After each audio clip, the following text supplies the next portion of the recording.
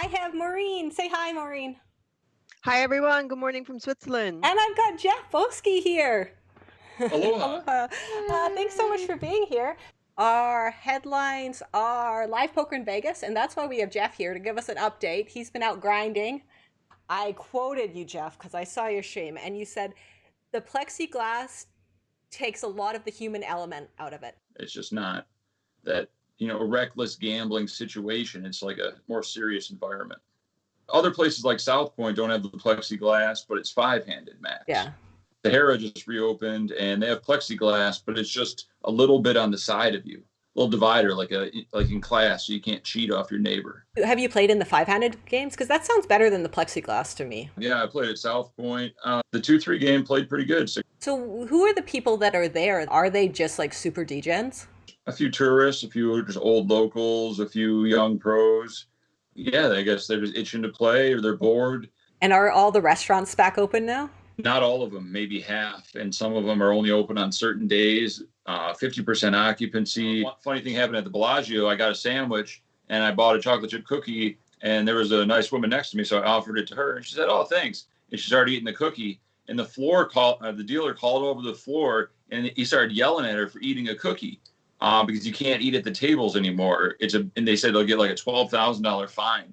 And they're like, "Put the cookie away. Put the cookie away." It's like, will Vegas close again? I got myself into a bet on Twitter. This woman's like, with compliance and safety measures, we'll be out of this sooner. $10, nobody shutting down. And then I said, would you bet any more? And would you be willing to put in trust? She hasn't replied, by the way. Would you guys bet on them reshutting? Definitely looks that way. Second wave is coming and it's bigger than the first. So Venetian tweeted, "The rumors are not true. We're not shutting down." And the other rumor from Vital Vegas was that Caesars would be one of the ones shutting down on Monday. I have the Las Vegas rate of transmission.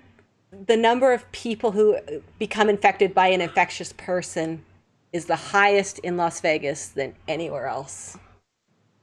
Mm-hmm.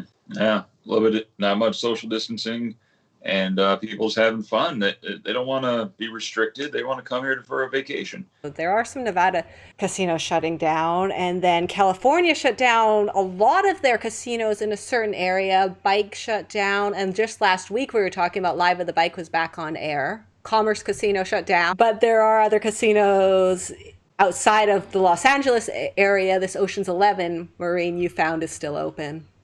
Yeah, so Ocean's 11 is in a different county, not impacted by the governor's orders for the shutdown. So they're still dealing out poker games. Yeah, that's in the San Diego area. Next topic, which is Poker Guru winning a bracelet. Yeah, I watched the whole final table. Great performance by my man. Put on a nice clinic, and I'm happy for him. It's a great feeling. And when we were talking about, okay, the World Series of Poker is going to be online this year, I thought, like, that's the one exciting part is we're going to see Twitch streams. We're going to see players, all of their decisions. WSOP.com does a lot of things horribly. Their payouts certainly aren't perfect. It's the most random stuff ever. I've never seen payouts where you can win less by moving up. 9th place to 8th place is a $500 jump, and then 8th to 7th is a $400 jump. They take $5 out of your account if you don't log in. Yeah. Every month? Yeah, they call it a service fee. I also heard people log in for 12 months, their whole account just got terminated and they took the money. Just because you didn't log in for a year, they considered it a dormant account. Even though you can't. Like Maureen's been trying to log in from Switzerland and she can't even see even see the lobby. Yeah.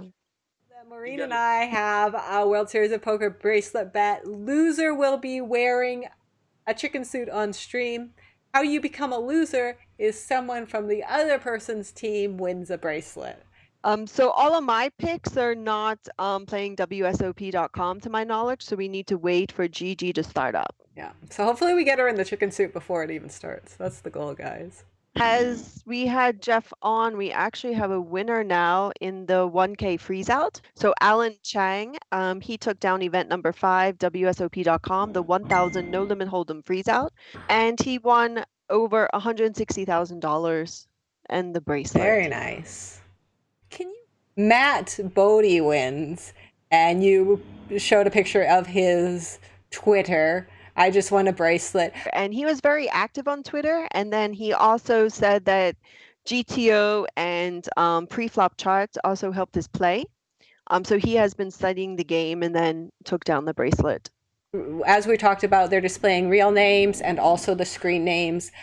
First prize, he got 97,000 for that. So on that one, that Phil Hellmuth came 11th, Tony Dunst came 3rd, and Jonathan Dokler took it down. That was the $500 no limit kickoff. So that was the first one. So 1,195 runners with 520 rebuys, bringing the kickoff up to 1,715 entries. So these are both $500 events. And this year it was 812,700 prize pool, and last year it was 795,000. So this year was bigger.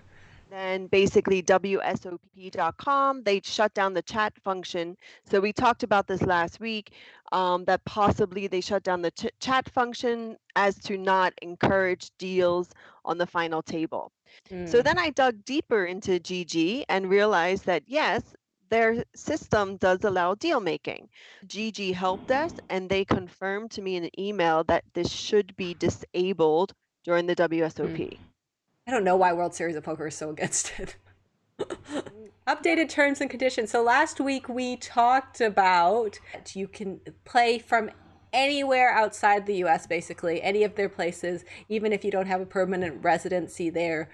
Correct. So they changed it from residency to proof of address. But that brings me to the next question.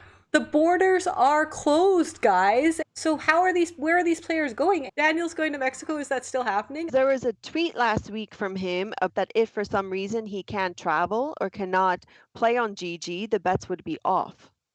Oh, did you see no, that? I didn't, but that's interesting. GG Poker, they announced the World Series of Poker Silk Road. So now it's satellites at the micro stakes. So 2 poker books got released last week. Both books were announced and launched within days of each other. The Biggest Bluff by Maria Konnikova. This book, The Biggest Bluff, is one of her projects where she wanted to learn how psychology plays into the game of poker. So she reached out to Eric Seidel, asking him if he would coach her. Eric agreed, and basically the rest is history. And then the other book is by Dara O'Keefe, who's an Irish poker pro and the host of the Chip Race.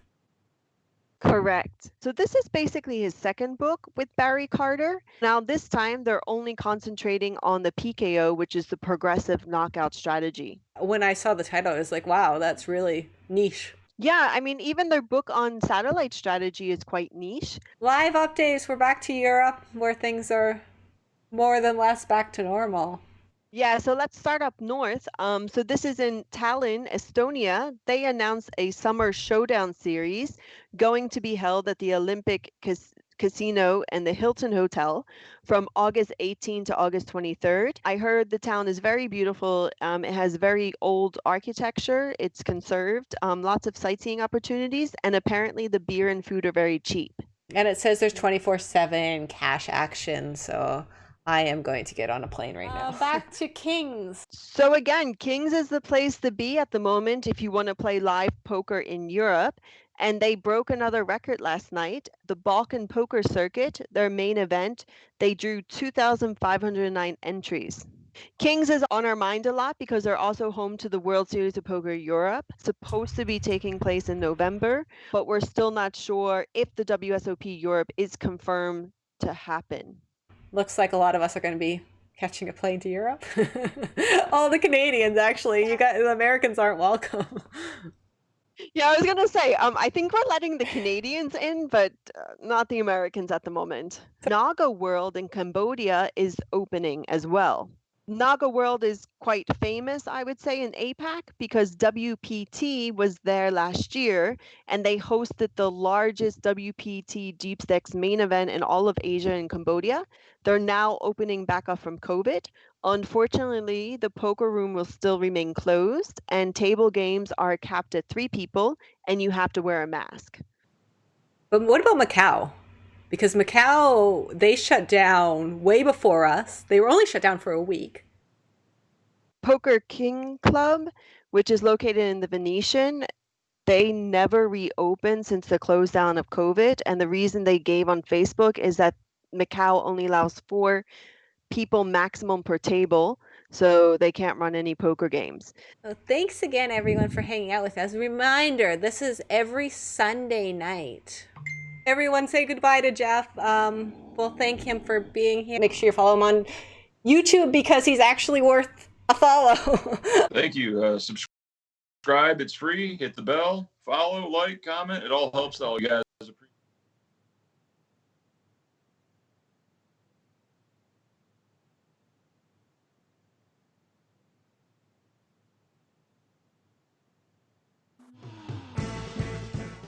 Twitch chat made me do it!